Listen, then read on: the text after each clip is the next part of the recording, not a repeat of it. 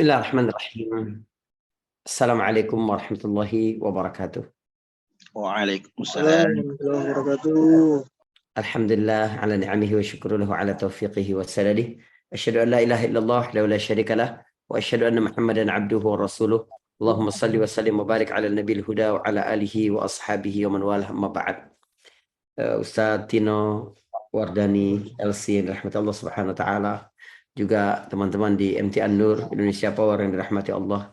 Semoga Allah memberikan keberkahan waktu bagi kita dengan menyibukkannya pada kebaikan-kebaikan, termasuk dalam rangka menuntut ilmu, mentadabburi pesan-pesan di dalam Al-Quran, ya, yang terkait dengan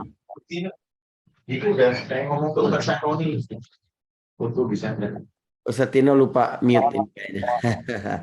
Baik.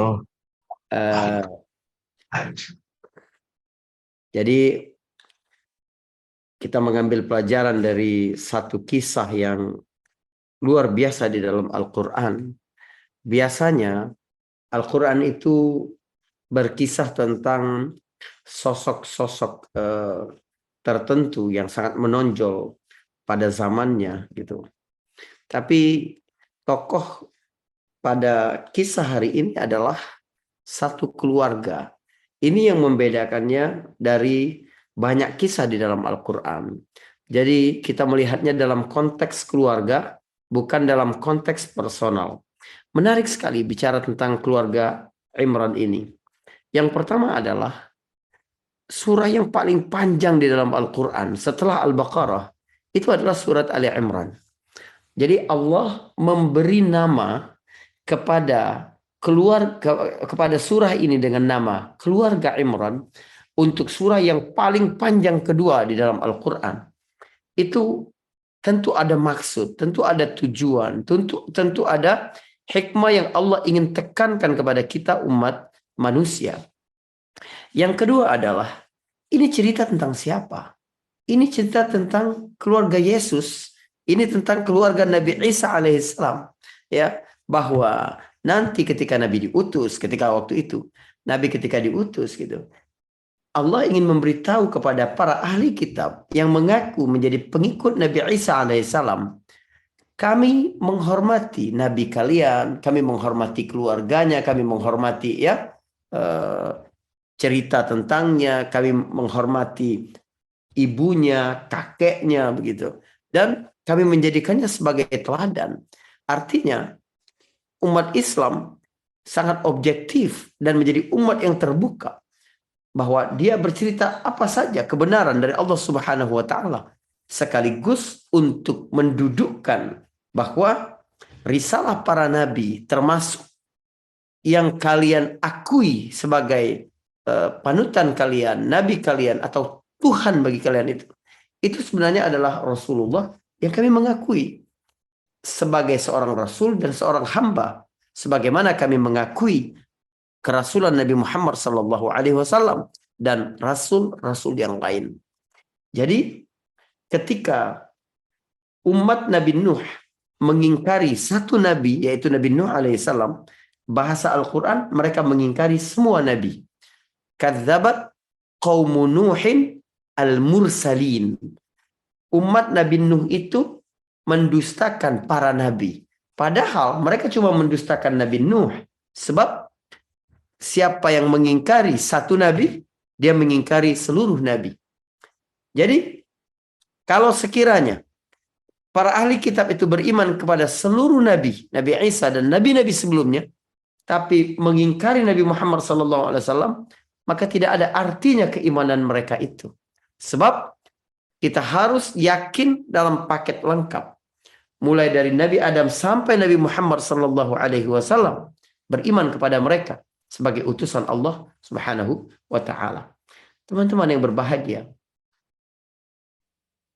yang lebih menarik lagi, Allah Subhanahu wa Ta'ala menyebut nama Imran ini di dalam Al-Quran sampai 3 kali. Sementara banyak nabi yang tidak disebutkan namanya di dalam Al-Quran. Dalam hadis dari Ibnu Abbas, jumlah nabi itu 124.000. Dari 124.000 itu ada 313 adalah Rasul. Dari 313 itu cuma 24 atau 25 nama yang disebutkan di dalam Al-Quran. Dan itu pun tidak ada kisah. Semuanya tidak ada kisah. Jadi tidak semuanya ada kisahnya di dalam Al-Quran. Ada yang Allah cuma sebutkan nama mereka, tapi tidak sebutkan kisah mereka. Ilyasa ada namanya dalam Al-Quran, tapi tidak ada kisahnya. Zulkifli ada namanya di dalam Al-Quran disebut, tapi tidak disebutkan kisahnya di dalam Al-Quran. Tapi Imran, orang biasa, bukan nabi, bukan rasul, namanya disebut sampai 3 kali, berarti ada teladan yang baik sekali dari keluarga ini. Tapi ada yang lebih menarik dari itu lagi. Satu fakta bahwa walaupun nama Imran ini disebut 3 kali di dalam Al-Quran, rupanya ketiga-tiganya itu tidak pernah bercerita tentang sosok Imran secara personal. Loh, jadi Allah menyebut nama Imran ini bercerita tentang siapa?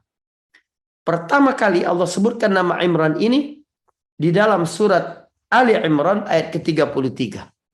Allah berfirman, Inna Allah astafa Adama wa Nuhan wa ala Ibrahim wa ala Imran alal alamin. Sesungguhnya Allah memilih Adam, Nuh, keluarga Ibrahim, dan keluarga Imran di atas seluruh semesta. Jadi Allah tidak menyebut sosok Imran secara personal, tapi Allah menyebut satu entitas keluarga. Ingat, Allah menyebut keluarga bukan menyebut satu sosok. Di ayat ke-35 surah yang sama, Allah berfirman, إذ قالت امرأة عمران رب إني نذرت لك ما في بطني محررا فتقبل مني إنك أنت السميع العليم. Ingatlah tatkala istri Imran berdoa. Dia tidak bercerita tentang sosok Imran secara personal, tapi dia bercerita tentang istri Imran. Yang tadi keluarga, yang sekarang istri. Ketiga kali Al-Quran menyebutkan nama Imran di dalam surat At-Tahrim ayat ke-12 atau ayat terakhir surat At-Tahrim. Wa Maryam ibnata Imran allati ahsanat farjaha fanafakhna fihi min ruhina. Ya. Dan Maryam anak Imran yang menjaga kehormatannya, maka kami tiupkan sebagian dari ruh kami ke dalamnya. Subhanallah. Dia bicara tentang anak perempuan Imran. Jadi 3 kali nama Imran disebut, bukan Allah bercerita sosok Imrannya, tapi keluarganya, istrinya, anaknya. Ini menarik sekali. Ada apa? Ya, dan pelajaran apa yang kita dapatkan dari keluarga yang luar biasa ini? Teman-teman sekalian, kita kenalan dulu siapa keluarga Imran ini. Ada 2 Imran yang terkenal dalam sejarah. Yang pertama adalah Imran, bapak Nabi Musa alaihissalam. Itu Imran itu namanya. Yang kedua adalah Imran, bapak Maryam. Keduanya ini terpaut jauh. Para mufassir menyebutkan baina Imranain, antara 2 Imran ini alfan wa thamani mi'ah sana. Ada 1800 tahun. Jarak antara Imrannya Musa dengan Imrannya Maryam. Sebab antara Nabi Isa dan Nabi Musa itu terpaut ya sekitar 18 atau 17 abad lebih gitu. Siapa Imran yang disebutkan di sini? Imran di sini dalam konteks cerita, keutuhan cerita merujuk kepada Imran bapaknya Maryam, seorang ahli kitab yang alim dari kalangan ahli kitab dan mengerti tentang Alkitab, yaitu Taurat, dan memiliki banyak murid. Imran ini nama bapaknya Mathan. Ya, Mathan kemudian punya ayah, kemudian punya ayah lagi, punya ayah lagi. Kemudian yang keempatnya adalah Nabi Sulaiman alaihissalam. Setelah itu Sulaiman anak Daud. Terus begitu sampai ke Nabi Musa alaihissalam. Jadi ini keluarga terpilih ini. Dan siapa saja anggota keluarganya? Mari kita lihat. Imran, ya, Imran ini punya istri namanya Hannah. Hannah dan Imran punya anak Maryam. Lalu setelah Maryam, mereka punya anak lagi namanya Isya. Isya atau dalam bahasa Ibraninya adalah Elizabeth. Sama seperti Imran. Imran itu ada dua nama. Yang pertama dalam bahasa Ibrani, Imran itu pakai mim di ujungnya. Jadi Imram bukan Imran, tapi Imram pakai mim, ya. Atau ada nama lainnya. Kemudian Maryam dan Isya atau Elizabeth ini masing-masing punya anak. Elizabeth menikah dengan Zakaria, kemudian punya anak Yahya, sementara Maryam tidak menikah, tapi kemudian memiliki anak bernama Isa. Jadi Isa ini kedudukan Isa dengan Yahya. Dan ini yang Nabi berjumpa waktu saat Mi'raj, ya. Nabi Isa dan Nabi Yahya. Wahum ibna khalah, kata hadis itu. Keduanya wahuma, dan keduanya Isa dan Yahya itu adalah saudara dari ibu mereka. Baik. Tapi ada yang berkata bahwa Isya itu adalah saudara Hannah, bukan anaknya. Sebab Hannah cuma punya anak perempuan satu, yaitu Maryam. Sementara jadi artinya Isya dan Hannah bersaudara, maka Nabi Yahya adalah sepupu Maryam, bukan sepupu Isa, tapi sepupu ibunya.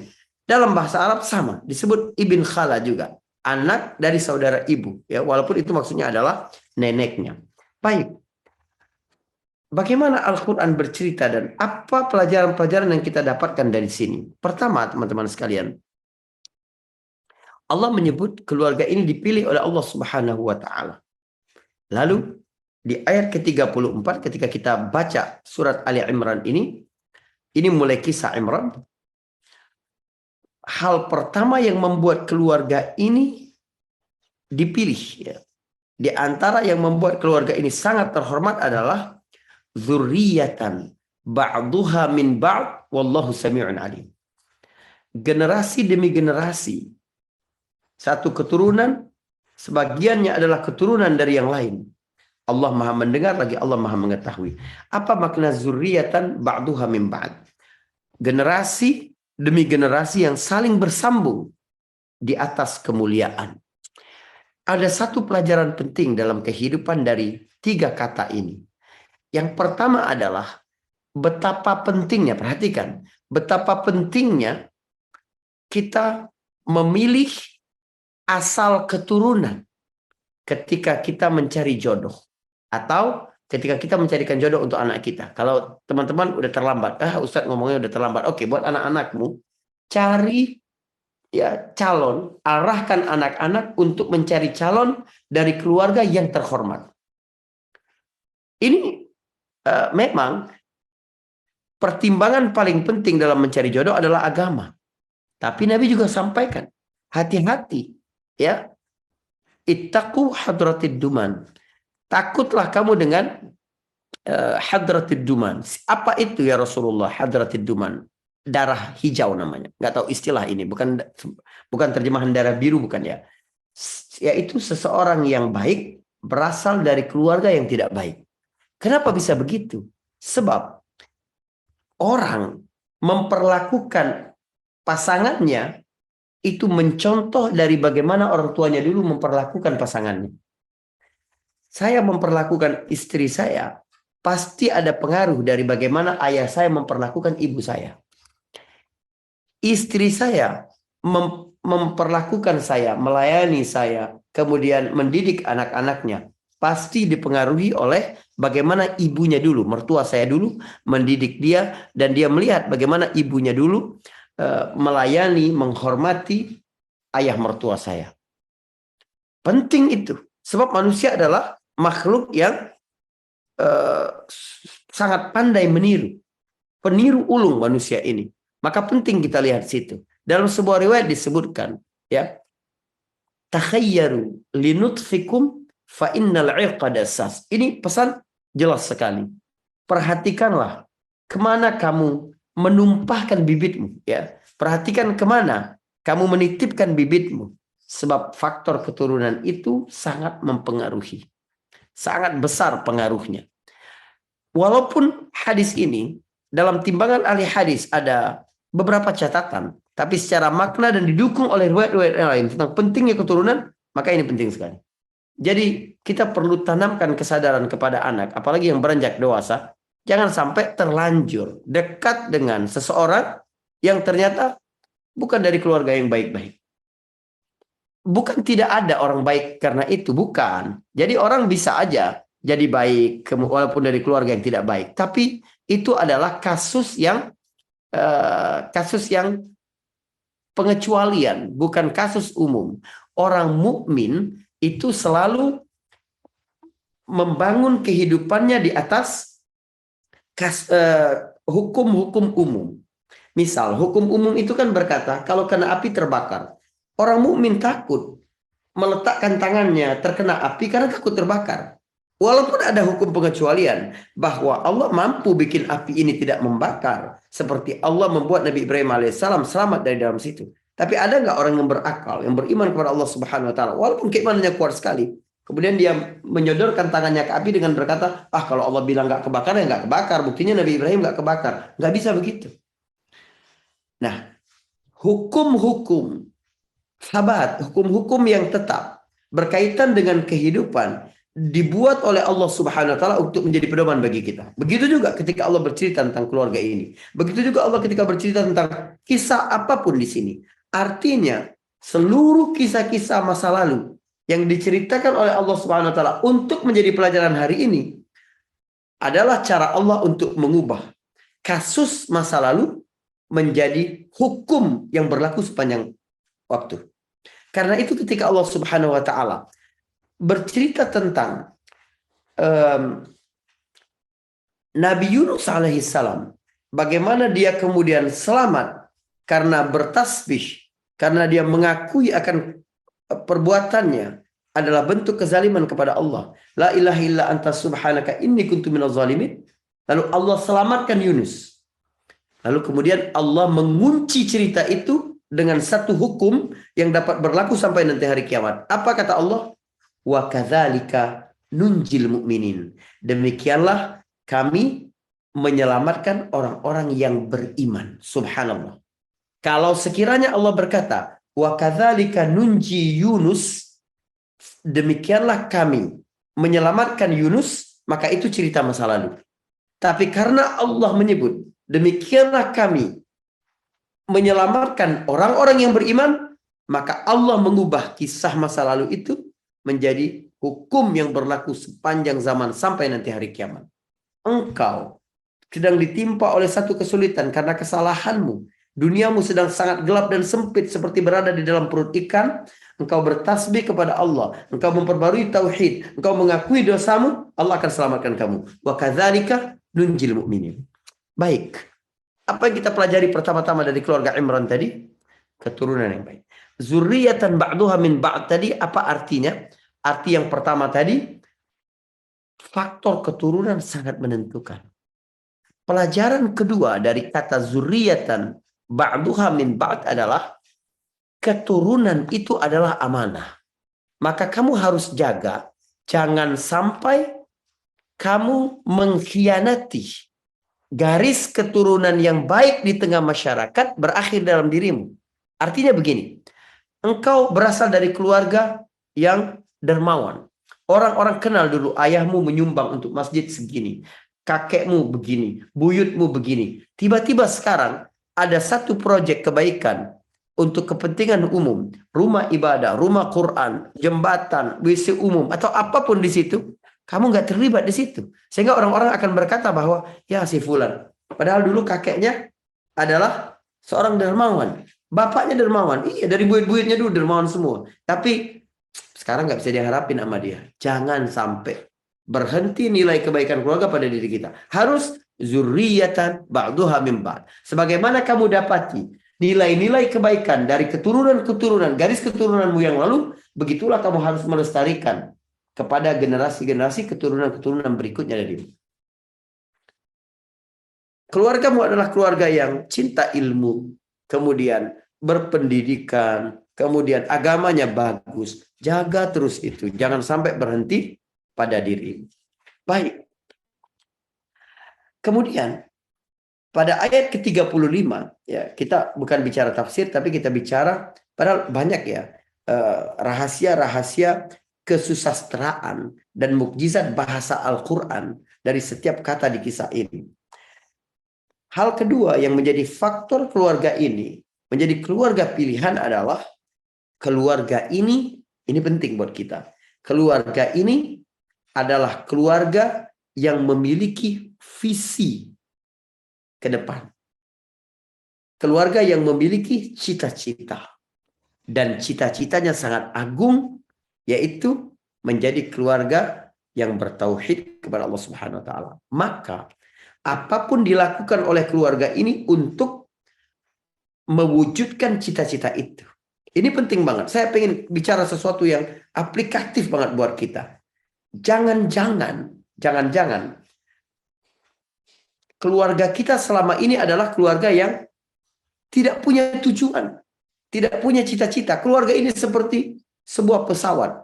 Jangan mau kita dibawa oleh pilot yang nggak tahu tujuannya kemana. Ada penumpang tanya ke dia, kita ini mau kemana? Udah tawakal sama Allah. Udah, yang penting kalau kita tawakal sama Allah, kita akan selamat. Selamatnya itu kemana? Kita bakal sampai kemana?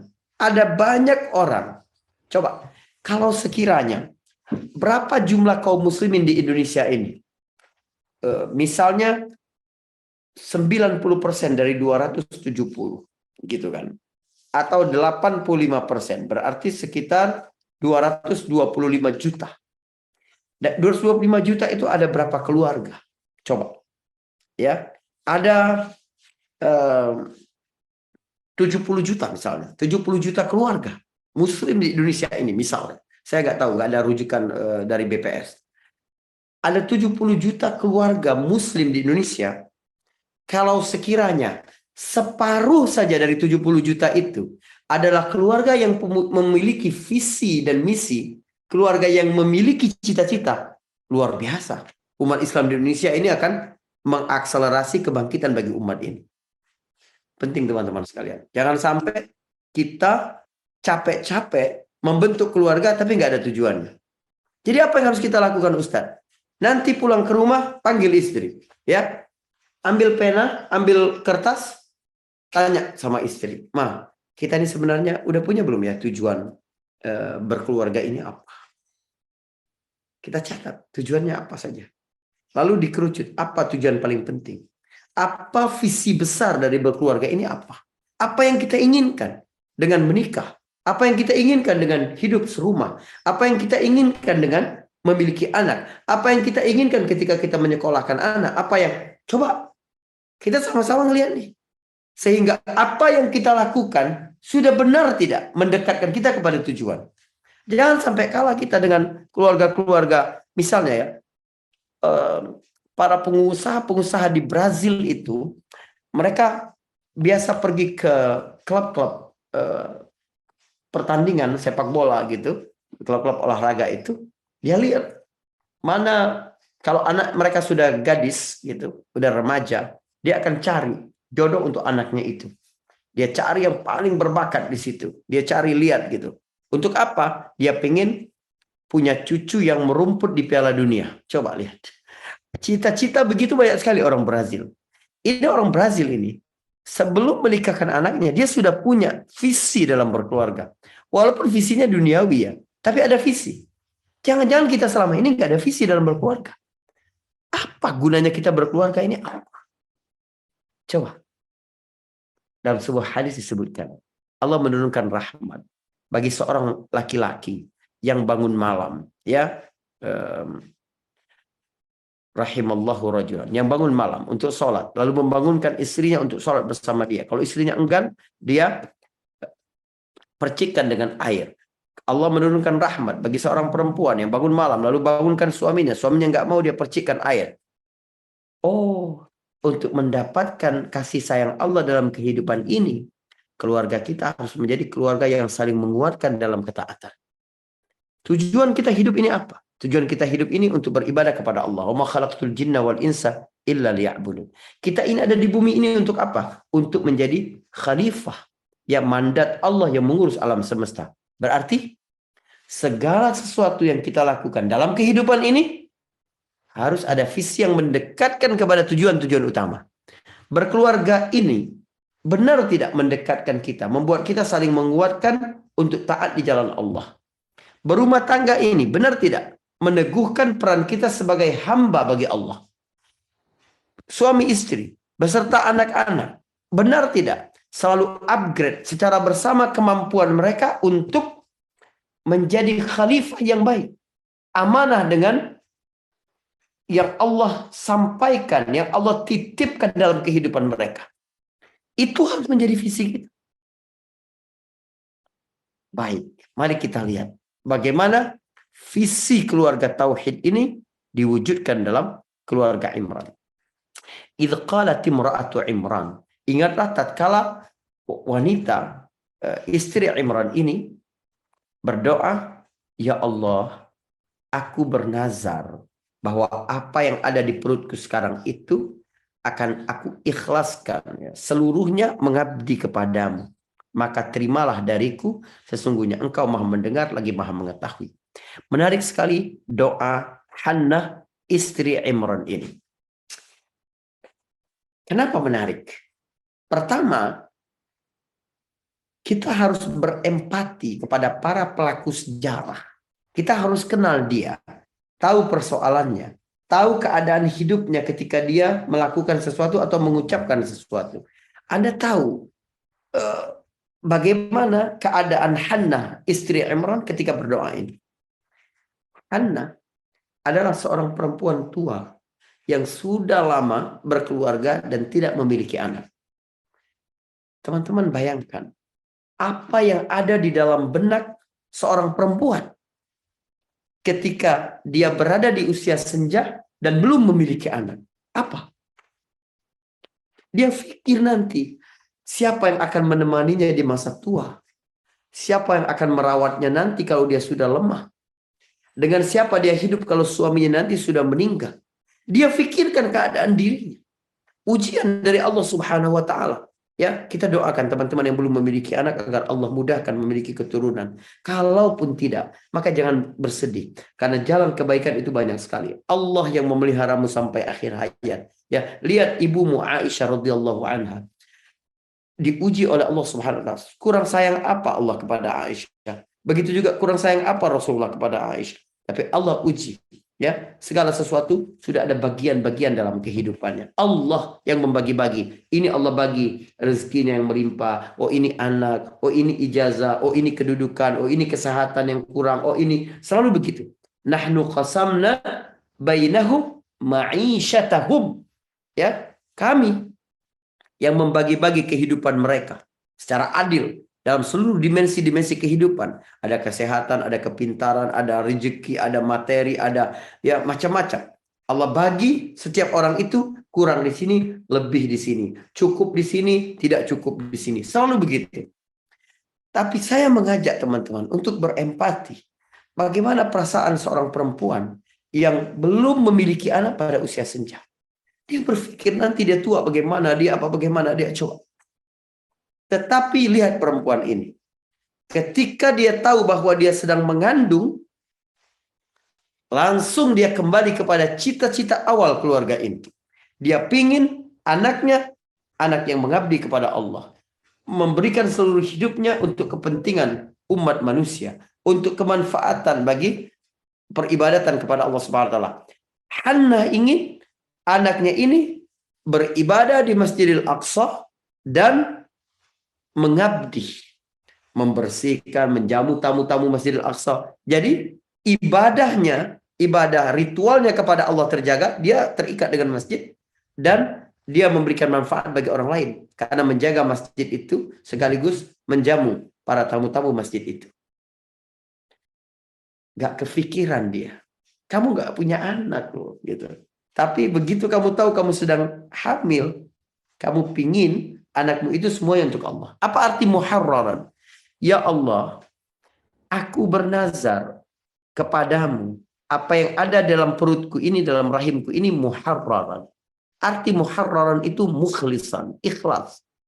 Untuk Allah semata. Dan lihat, Al-Quran menggunakan kata mukhlis dan kata muharrar. Muharrar itu artinya merdeka. Sebab apa? Yang paling ikhlas adalah yang paling merdeka jiwanya. Orang yang punya ketergantungan kepada sesuatu selain Allah adalah orang yang tidak merdeka. Orang yang bergantung kepada rokok, orang yang bergantung kepada game, orang yang bergantung kepada apa lagi, ya, macam-macam, ya, bergantung kepada backingan besar gitu, bandar-bandar judi atau orang-orang kaya atau jenderal atau apapun itu, orang kuat kita anggap, itu orang yang tidak merdeka. Dia akan menghambakan dirinya. Orang yang bergantung dengan uang, dia akan menghambakan dirinya kepada uang. Tapi Allah ingin sampaikan bahwa puncak tauhid seseorang adalah perasaan merdeka dari apa-apa yang dapat membelenggunya dalam kehidupan. Kalau kita benar hanya tunduk kepada Allah, kalau kita benar hanya membesarkan Allah, maka yang lain menjadi kecil dalam kehidupan kita. Subhanallah. Teman-teman sekalian, apa kata Hannah? Enggak, aku serahkan. Setia kepada visi keluarga. Subhanallah. Falamma wada'atha, pada ayat ke-36.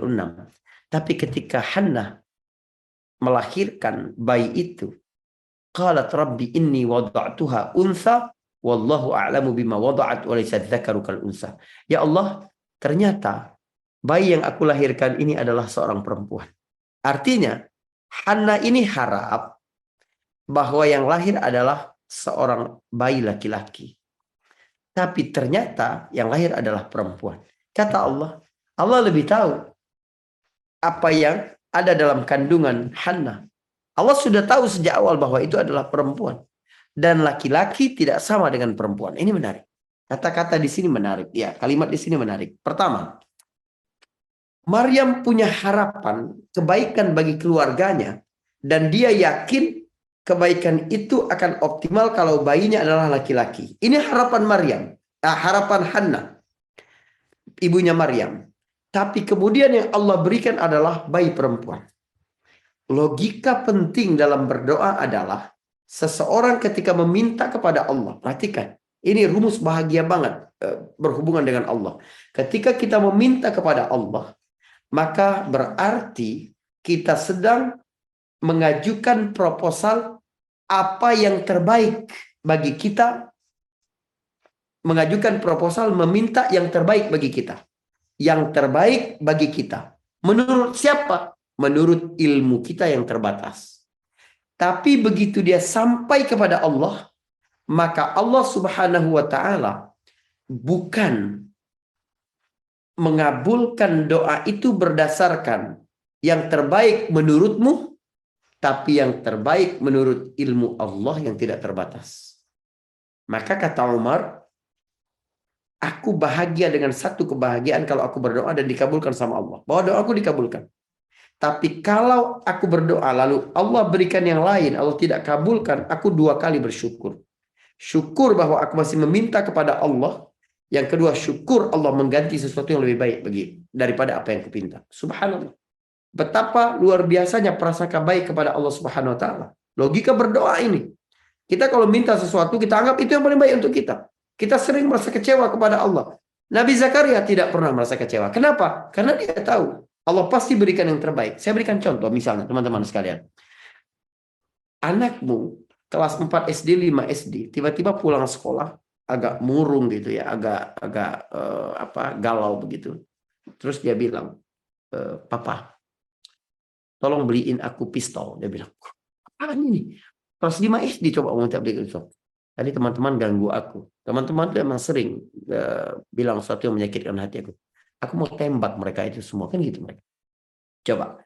Anak kelas 5 SD, kelas 6 SD minta pistol. Bagi dia, pistol itu baik. Dapat mengakhiri penderitaan dia.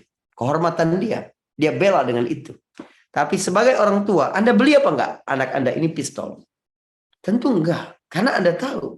Ini tidak baik bagi dia. Iya kan? Anda akan cari solusi yang terbaik. Allah Subhanahu wa taala, coba, nggak mungkin seorang kasih ya. Kalau kasih sambo dia berarti. Allah Subhanahu wa taala memberikan yang terbaik kepada kita. Karena Allah Subhanahu wa taala ilmunya tidak sama dengan ilmu makhluk. Kebijaksanaannya tidak sama dengan kebijaksanaan makhluk. Kedermawanannya tidak sama dengan kedermawanan makhluk. Maka ketika Allah dalam ayat ini berkata, laki-laki tidak sama dengan perempuan. Artinya apa? Artinya Allah menyebutkan satu fakta. Bukan Allah Subhanahu wa taala ingin berkata bahwa laki-laki lebih baik daripada perempuan. Tidak. Ya, agama ini tidak bias gender, tidak. Setiap jenis kelamin itu memiliki tanggung jawab yang sama, memiliki kesempatan untuk mulia yang sama pula. Jadi al-musawah, persamaan antara laki-laki dan perempuan di dalam Islam itu dalam dua hal. Fit tasyrif, fit taklif. Dalam urusan pemuliaan dan dalam urusan pembebanan syariat. Artinya segala sesuatu yang diwajibkan kepada pria diwajibkan kepada wanita. Kalau sekiranya karena tidak sama tabiat laki-laki dan perempuan, maka satu kewajiban diwajibkan bagi laki-laki, pasti ada ganti kewajiban lain yang diwajibkan bagi perempuan. Dan itu kemuliaan, bukan berarti perempuan di bawah laki-laki. Di dalam ayat ini bukan berarti laki-laki lebih baik dari perempuan, bahkan bisa berarti sebaliknya. Dalam kasus Hannah, perempuan lebih baik, anak perempuan lebih baik daripada anak laki-laki. Kenapa? Sebab anak laki-laki adalah harapan Hannah, sementara anak perempuan adalah anugerah dari Allah. Lebih baik mana? Harapan Hannah atau pemberian Allah? Lebih baik pemberian Allah. Subhanallah. Walaysa dzakar kal unsa. Wa inni sammaituha Maryam wa inni u'idzuha bika wa dzurriyyataha minasyaitonir rajim. Aku beri nama dia Maryam. Ini tentang pentingnya punya harapan kepada anak dan beri nama Maryam gitu. Ya. Satu cita-cita orang tua. Di antaranya Nabi SAW perintahkan kita untuk di antara hak anak adalah an yuhsinasmah. Seorang orang tua itu memberikan nama yang baik bagi anaknya. Dan aku berlindung kepadamu ya Allah untuk Maryam ini juga zuriatnya, keturunannya dari syaitan yang terkutuk. Ya, mungkin sampai di sini dulu teman-teman ya, karena masih panjang sekali dan nggak bisa saya sampaikan semuanya pada hari ini. Apabila ada pertanyaan dan diskusi dari apa yang kita sampaikan pada hari ini, kita persilakan.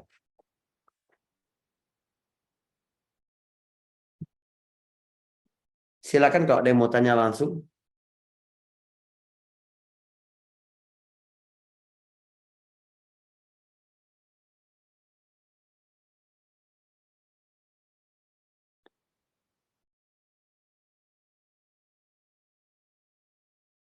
Jadi dunia itu adalah sesuatu. Tayyib Ustaz, mungkin ada pertanyaan dari rekan-rekan? Masya Allah. Dunia, ya, tidak banget. Karena orang Arab itu jarang itu buat mereka. Dari saya Ustaz, kita berusaha sama orang Indonesia, kita kalau saya diskusi banyak. Oh, maka dikatakan ini tinggal dunia. halo, Assalamualaikum. Waalaikumsalam warahmatullahi wabarakatuh. Terima kasih Ustaz. Manis dan Penjelasan yang cukup menarik Ustaz terkait pendidikan, terutama pendidikan anak ya. Mungkin hampir semua atau di saya sendiri juga sudah punya anak. Ya kan, gimana Ustaz? Ini pertanyaan sih simpel Ustaz. Gimana kan cara mendidik anak terkait supaya nggak banyak main HP sih intinya Ustaz ya. Kan sekarang zamannya gadget Ustaz. Jadi supaya mereka itu lebih ya apa ya, intinya sih nggak banyak berselancar di dunia HP Ustaz. Mungkin itu saja Ustaz. Baik. Assalamualaikum warahmatullahi wabarakatuh. Waalaikumsalam warahmatullahi wabarakatuh. Pak Salman, ini kan persoalan semua keluarga ya. Bahwa anak-anak itu sangat tergantung dengan gadget sekarang. Tapi berdasarkan hadis Nabi Shallallahu Alaihi Wasallam, anak itu pada asalnya semuanya itu fitrah, ya artinya suci bersih, tidak terkontaminasi apapun. lalu kemudian dia menjadi Nasrani, dia menjadi Majusi, dia menjadi Yahudi, itu karena orang tuanya. Anak-anak kita ini kita harus berani mengakui bahwa apa yang menjadi kebiasaan mereka itu, dia meniru dari kita. Mustahil ya orang tua dapat mendidik anaknya untuk mengurangi gadget, tapi setiap waktu dia lihat orang tuanya itu pegang gadget. Mustahil. Keteladanan adalah pilar penting dalam pendidikan. Tarbiyah sebaik apapun teorinya, kalau tidak ada keteladanan, maka itu nggak mungkin terjadi. Ini yang pertama. Kita mulai dari diri kita. Yang kedua adalah anak-anak itu tidak bisa diambil sesuatu yang asik menurut mereka kecuali mereka berjumpa dengan sesuatu yang juga asik atau lebih asik. Maka ketika kita sebagai orang tua harus kreatif mencari sesuatu kegiatan yang dapat dilakukan bersama yang memalingkan mereka dari pengaruh gadget. Itu bisa. Misal ajak mereka keluar, ajak mereka apa gitu, main bola di samping rumah atau apa gitu. Nah, itu jauh lebih baik. Yang ketiga adalah jadi alihkan dengan kegiatan lain di luar gadget. Yang ketiga adalah kedisiplinan itu seperti olahraga. Dia harus dilatih dari beban yang paling ringan. Jadi nggak bisa kita bikin langsung, itu nggak bisa. Misal, kita mulai sekarang semuanya termasuk ayah dan ibu, itu dari mulai maghrib sampai jam 8 malam itu nggak pegang handphone. Misalnya begitu dulu. Atau sekarang start dari maghrib udah kita nggak pegang handphone gitu. Kecuali ada telepon berdering, ada yang nelpon, oke. Bisa nggak kita seperti itu? Kemudian ditambah lagi. Jadi artinya latihan yang meningkat. Sebab dia seperti olahraga, mengangkat beban harus dimulai dari yang ringan. Berikutnya, tipsnya adalah dikasih reward ketika mereka berhasil melakukan itu. Ya, dikasih reward. Jadi misalnya begini, kalau kasih reward, misalnya begini, nggak boleh main handphone gitu. Kita batasin setiap hari itu 2 jam misalnya. Tapi syaratnya dia murojaah 1 halaman. Nah, itu ada kebaikan yang mereka ambil. Walaupun oke, niatnya nggak ikhlas nih. Dia mau ngapal 1 lembar itu, kembali murojaah hafalan dia itu. Tapi karena dia pengen main HP, dia lakukan itu. Setidaknya kan itu keseimbangan dalam hidup. Sebab HP juga tidak seluruhnya jelek ya. Ada banyak sekali manfaat-manfaat dari gadget itu ada banyak. Termasuk game ya, asal tidak menjadi candu. Ada game-game itu yang melatih konsentrasi, melatih sifat kompetisi, kemudian kerjasama dan lain-lain sebagainya. Tapi memang lebih banyak mudaratnya, apalagi kalau tidak diatur dan dibatasi oleh orang tua. Mungkin itu jawaban saya, gitu. Syukron Ustaz. Afwan. Jaga diri. Baik, terima kasih Pak Salman. Mungkin ada pertanyaan dari Iwan atau Ahmad yang lain, silakan. Pak Salman tinggal di mana, Pak Salman? Di Cilegon, Ustaz. Di mana? Cilegon. Untuk kerjanya sih di Labuan. Oh gitu. Oh, bukan di sini ya, bukan di Jakarta ya. Bukan, Ustaz. Kebetulan Baik. kerjanya di Labuan, Ustaz. Iya, kita soalnya ada di Iman Path ini. Kalau antum Google Map itu ada Urban Muslim Center by Iman Path. Itu kita ada Muslim Family Week. Jadi hari Minggu itu berkegiatan. Anak-anak itu kita kasih kegiatan-kegiatan yang tidak berkaitan dengan HP. Jadi ini kita punya pusat pelayanan untuk Muslim urban gitu. Di lantai 2-nya pusat kajian, lantai 3-nya itu aktivitas anak-anak. Ada yang mengarahkan, ada yang kasih dengan alat peraga dan sebagainya, dan mereka bahagia sekali. Ya, nanti tanggal 2 hari Minggu ini kita ada kegiatan juga Family Week bersama Dr. Junaidi dan Ustadz Ajo Bendri gitu. Selain dengan saya. Pekan atau bagaimana? Untuk sekarang itu setiap 2 pekan dulu. Jadi selalu ada program-program. Antum bisa update di Instagramnya Iman Path atau di website imanpath.id. Itu ada program-program yang selalu kita lakukan. Jadi jangan tiap pekan ke mall, coba sama-sama kita. Ya, kita pesantren itu orang tua nih. Karena pesantren untuk anak udah banyak. Ini saya pesantren untuk masyarakat muslim urban gitu. Dari pagi sampai siang kita di sana. Dan ini ada sisi entertain-nya. Artinya kita liburan sama-sama di situ. Wallahu a'lam bishawab ya. Kalau teman-teman mau, ini ikhtiar kita agar anak-anak lebih aktif lagi di situ. Jadi sekeluarga kita membiasakan menghabiskan waktu untuk yang bermanfaat. Baik. Ustaz. Syukran. Baik, terima kasih Ustadz Faris. Mungkin nanti bisa di-share Ustadz lokasi dan Di jamnya, Bekasi Ustadz. Barat, di Pekayon ya. Bisa dicek di Google Map. Baik, baik. Baik Ustadz. Silakan rekan-rekan yang lain untuk pertanyaan berikutnya. Tapi Bapak Ibu yang dimuliakan Allah Subhanahu wa Ta'ala. Mungkin kalau tidak ada, barangkali saya mau mengajukan pertanyaan Ustadz.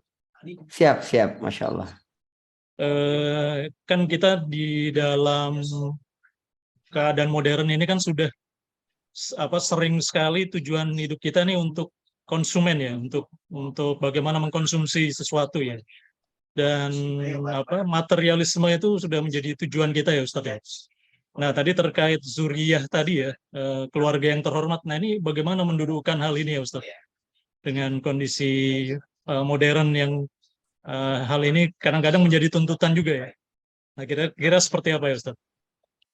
Baik, baik, baik. Bagus sekali. Jadi kita kan terjebak kepada adat dan kebiasaan serta lingkungan yang mengukur kesuksesan itu segala sesuatu yang berkaitan dengan materi. Ini yang perlu kita renungi ulang. Apakah benar materi itu adalah jaminan kebahagiaan bagi satu keluarga? Ini yang paling penting. Kita dapat ngelihat ya, realita dalam kehidupan. Ada keluarga yang sangat sederhana gitu, tapi luar biasa. Bagaimana kebahagiaan dan kedekatan anak dengan orang tua, bondingnya, kemudian kasih sayang antara mereka, anak yang patuh kepada orang tua yang lembut kepada anak, dan betapa banyak orang-orang keluarga di sekitar kita yang berlebih, yang berlimpah secara materi, tapi berantakan rumahnya. Ya, masuk rumah masing-masing tidak ngobrol, kemudian ibu merasa sepi dengan kehidupannya, ayah letih bekerja segala sesuatu untuk dapat uang. Itu perlu kita duduk bersama gitu. Dari mana memulainya? Dari suami istri dulu. Makanya dimulai dari mana? Dimulai dari tahu dulu visi dan misi, tujuan dari berkeluarga kita itu apa. Jangan-jangan kita ini capek selama ini, kita berlari mengikuti orang lain berlari, tapi kita nggak tahu kita ini mau pergi kemana. Itu rugi banget. Betapa mengerikan kalau sekiranya kita membayangkan ketika umur kita sudah 60 tahun, 70 tahun, kita baru menyadari bahwa kita bergerak ke arah yang salah. Setelah kita capek sekali setiap hari berjumpa kemacetan, kemudian luar biasa ya, di jalan stresnya bagaimana, di tempat kerja saya. Ternyata itu tidak mendekatkan kita kepada tujuan kita dalam kebahagiaan. Tujuan kita dalam berkeluarga seperti yang diinginkan oleh Allah dan Rasul. Apa caranya bagaimana? Pertama, ya, upgrade ilmu kita. Kita ini nggak bakal bisa bergerak dengan benar kalau ilmunya tidak ada. Yang kedua adalah doa. Sebab pembolak-balik hati ini adalah Allah. Kita berdoa sama Allah. Rabbana hablana min azwajina wa dzurriyyatina qurrata a'yun. Sebab anak dan istri itu dalam pandangan Al-Quran bisa menjadi aduwwul lakum, musuh bagi kamu, bisa menjadi fitnah, bisa menjadi ujian, bisa menjadi zina hanya sebagai perhiasan. Dilihat di dunia, wah si fulan anaknya sukses gitu, jadi insinyur yang sukses, jadi dokter yang sukses, jadi, tapi sholat berjamaah enggak, ngaji tidak fasih, kepada orang tuanya juga tidak bagus. Itu apa itu? Gitu. Jadi ilmu, doa. Yang ketiga adalah mujahadah, bersungguh-sungguh. Bagaimana bentuk kesungguhan memperbaiki keluarga? Dari diri dulu. Kalau kita memperbaiki ketakwaan kita kepada Allah, niscaya Allah memperbaiki hubungan kita dengan anak kita. Sebab Allah bilang begitu. Wal yakhshal ladzina law taraku min khalfihim dzurriyyatan dhi'afan khafu 'alaihim falyattaqullah. Kalau kamu khawatir generasi berikutmu akan lemah, bagaimana dia hidup? Cukup satu kata Al-Quran. Falyattaqullah. Takwa sama Allah. Kalau kamu takwa sama Allah, Allah yang menjamin keluargamu sampai nanti keturunan-keturunan. Allah alam besar. Baik, terima kasih Ustadz atas Baik, penjelasannya baik. yang sangat mengena di hati. Mengingat waktu sudah pukul 1:19, mungkin kita cukupkan Ustadz. Baik. Terima kasih atas penjelasannya. Mudah-mudahan kisah keluarga Ali Imran ini dapat menginspirasi kita dalam mewujudkan keluarga yang bervisi ke depan, bertauhid dan bertakwa kepada Allah, terutama dalam kondisi modern saat ini di mana anak-anak dapat terpengaruh lingkungan. Mudah-mudahan keluarga kita diberikan keberkahan dan menjadi keluarga yang mawaddah dan warahmah. Amin. Wabillahi taufiq wal hidayah. Assalamualaikum warahmatullahi wabarakatuh. Terima kasih Ustadz Faris Biki. Ya Pak Budi, Masya Allah. Lain kali ke Bekasi itu, dekat rumah antum itu. Iya, belum tahu ini share ya nanti. Insya Allah. Baik, baik.